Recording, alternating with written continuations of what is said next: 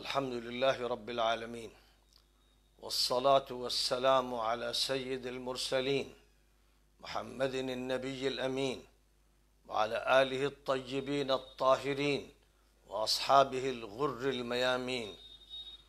والعاقبة للمتقين، ولا عدوان إلا على الظالمين. أما بعد، عباد الله، أيها المسلمون، أيتها الأمة المسلمة،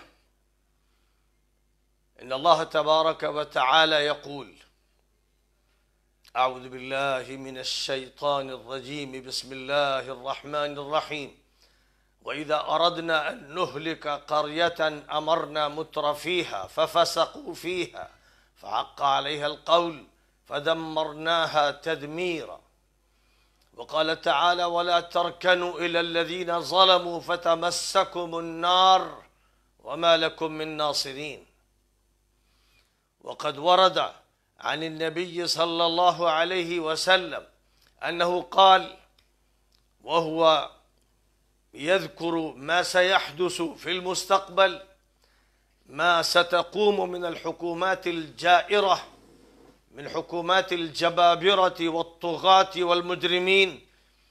يقول صلى الله عليه وسلم عن الحكام والملوك وأتباعهم وأعوانهم ووزرائهم وأنصارهم: ثم إنها تخلف من بعدهم خلوف يقولون ما لا يفعلون ويفعلون ما لا يؤمرون، فمن جاهدهم بيده فهو مؤمن، ومن جاهدهم بلسانه فهو مؤمن، ومن جاهدهم بقلبه فهو مؤمن، وليس وراء ذلك حبة خردل من إيمان.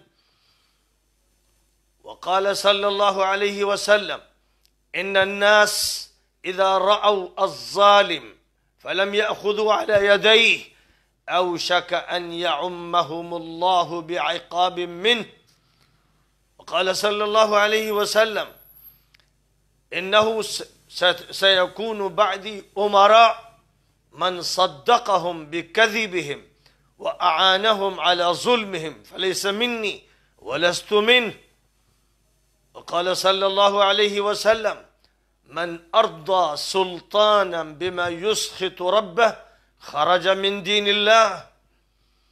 وقال عليه الصلاة والسلام: سيكون عليكم أئمة يملكون أرزاقكم، يحدثونكم فيكذبونكم، ويعملون فيسيئون العمل، لا يرضون منكم حتى تحسنوا قبيحهم وتصدقوا كذبهم، فأعطوهم الحق ما رضوا به، فإذا تجاوزوا فمن قتل على ذلك فهو شهيد. ولا شك أن هذا غيض من فيض مما قاله نبينا محمد صلى الله عليه وسلم في أمراء السوء وحكام السوء وقضاة السوء وعلماء السوء وأعوان السوء. ما قاله النبي عليه الصلاة والسلام فيه الغنية والكفاية، ولا بد أن يرجع المسلمون إلى ذلك. إننا نحن المسلمين تفاجأنا، وكم من مفاجآت، وكم من قبائح، وكم من جرائم تصدر من الحكومة المسلطة على الجزيرة العربية. تفاجأنا عندما قرأنا بيان أو أمر أو حكم أو فرمان وزير الشؤون الإسلامية للمملكة السعودية الدكتور عبد اللطيف آل الشيخ، يصدر أمرا لخطباء الجوامع بتخصيص خطبة الجمعة هذه الجمعة التي أخطب فيها، بتخصيص خطبة الجمعة للتحذير من جماعة التبليغ وبيان ضلال هذه الجماعة وانحرافها وخطرها، وأنها بوابة من بوابات الإرهاب، وذكر أبرز أخطائهم وذكر خطرهم على المجتمع وأن الانتماء للجماعات الحزبية ومنها جماعة التبليغ محظور في المملكة العربية. أيها الدكتور عبد اللطيف، هل أنت من آل الشيخ؟ هل أنت من أحفاد الشيخ محمد ابن عبد الوهاب؟ هل كان محمد ابن عبد الوهاب علما من أعلام المسلمين؟ هل كان قائدا من قادتهم؟ هل كان هو مرشدا مصلحا؟ هل كان مجددا لهذا الدين؟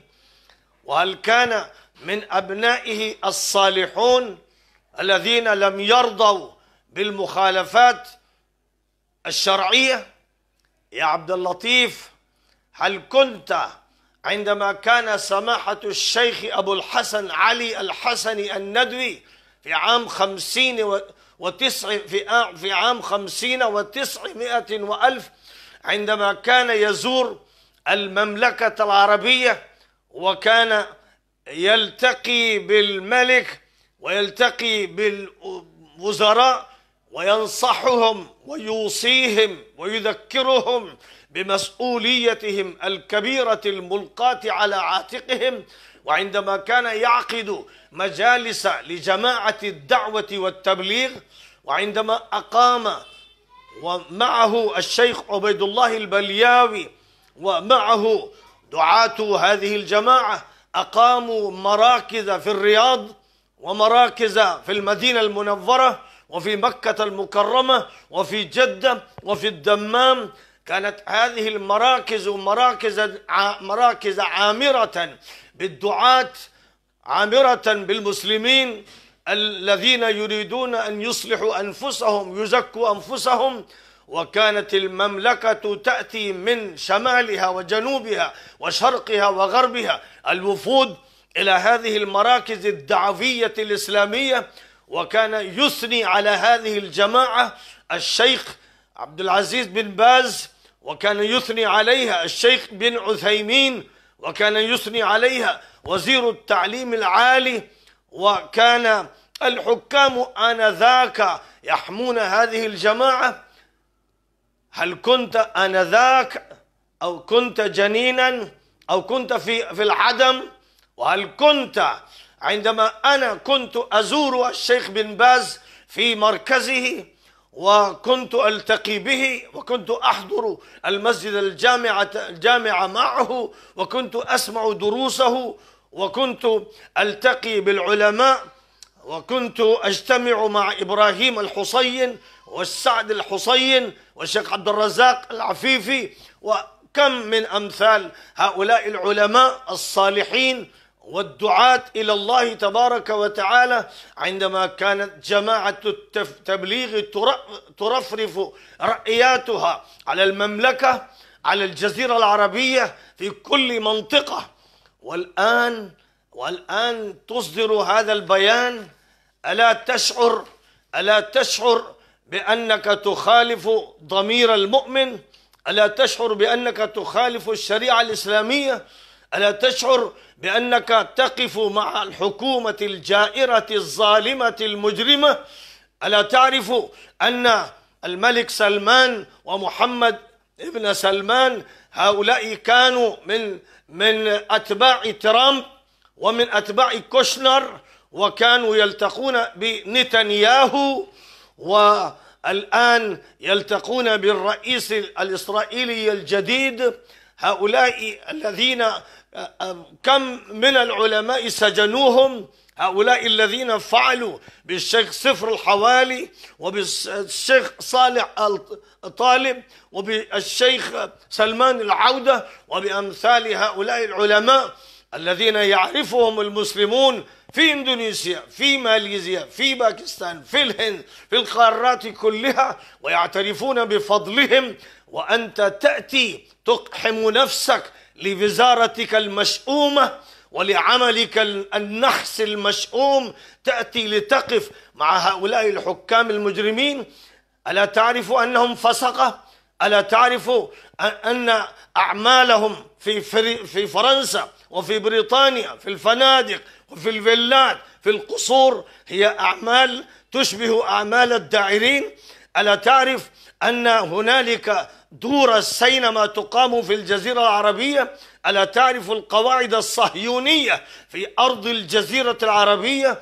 ألا تعرف ما يقام باسم الترفيه من حفلات الدعارة والمجون، من حفلات الرقص، من حفلات الغناء، من حفلات يدعى لها نجوم الأفلام، الداعرون والداعرات، الراقصون والراقصات، هؤلاء يدعون إلى الجزيرة العربية.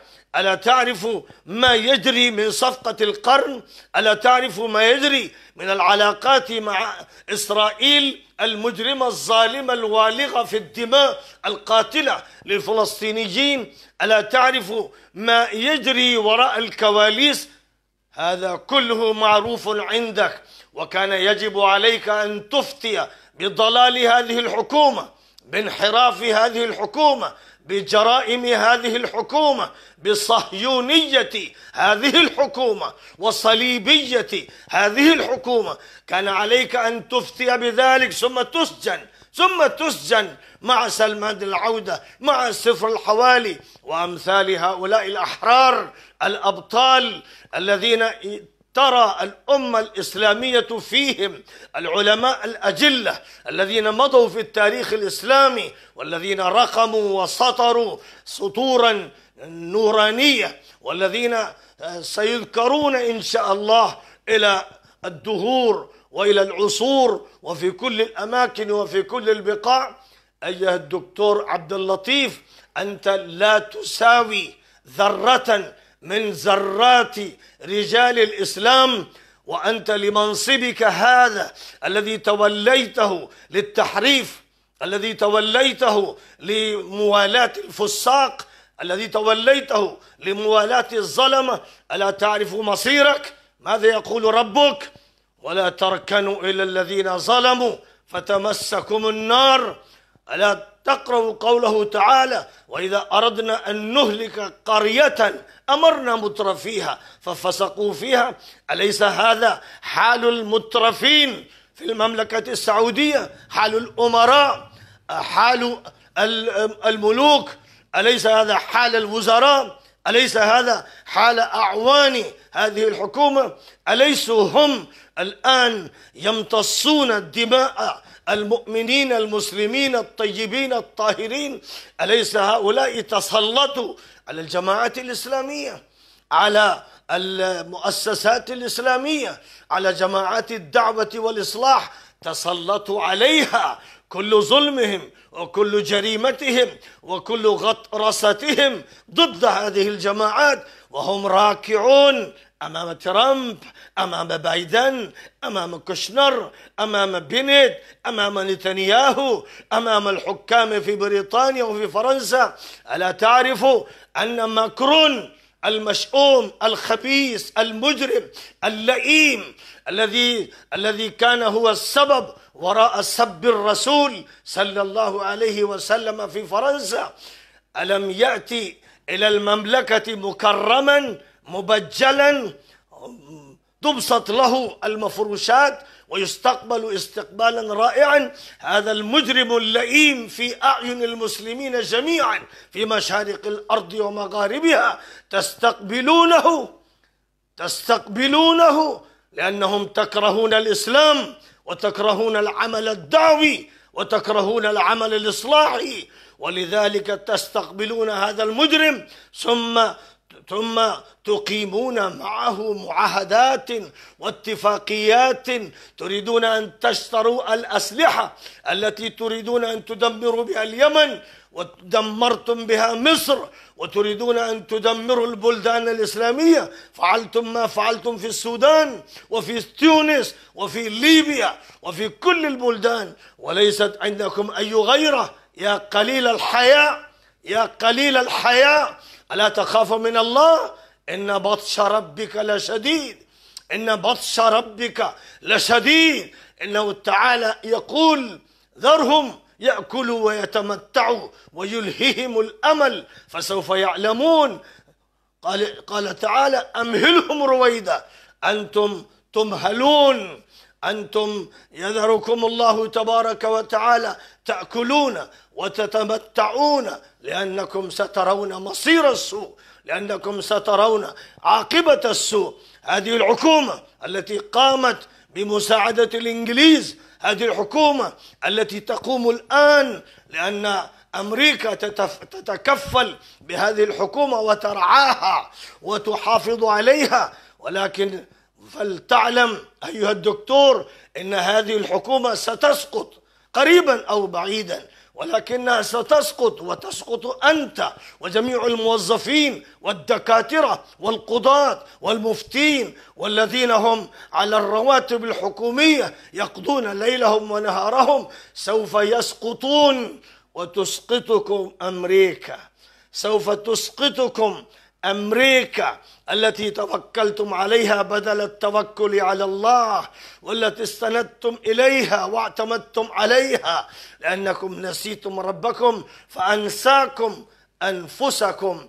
تذكروا، عودوا إلى الرشد، عودوا إلى السداد والصلاح، واعرفوا أن جماعة التبليغ لها مراكز قوية كبيرة آمرة في الكويت، في قطر، في البحرين، في الإمارات، في كل مكان، في البلدان العربية، في أمريكا، في أستراليا، في بريطانيا، في كل إفريقيا، في كل آسيا. ما يوجد بلد إلا وهنالك مركز لجماعة التبليغ. هذه الجماعة الربانية، هذه الجماعة الصالحة، هذه الجماعة المؤمنة، هذه الجماعة الواثقة المتوكلة على الله، تدعو إلى الله، لا تدعو إلى سلطان ولا إلى ملك ولا إلى وزير ولا إلى دنيا، إنما تدعو إلى الله، تدعو إلى الجنة، تدعو إلى الرشاد، تدعو إلى السداد.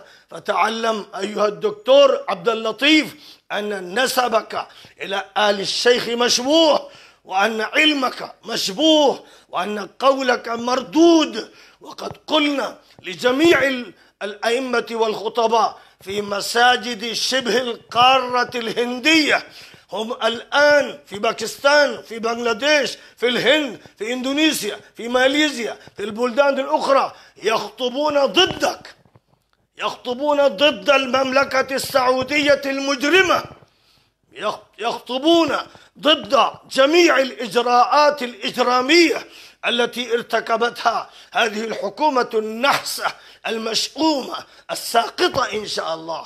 فأنت ألزمت الموظفين الذين يأخذون الرواتب، ألزمتهم بأن يقولوا في خطبهم هذا وهذا. هم مجبرون، هم ملزمون بإلزام الحكومة الجبارة الطاغية، ولكن نحن أحرار، ونحن نقول الكلمة الحرة والرأي الحر والحقيقة الساطعة، نعلنها على الملأ، نعلنها في الدنيا كلها، من الهند، من شبه القارة الهندية. فلتخسع ولتكن مع أولئك الذين مصيرهم مصير السوء وعاقبة السوء، والذين لا يستطيعون أن يبقوا في هذه الحالة الإجرامية دائما. وآخر دعوانا أن الحمد لله رب العالمين.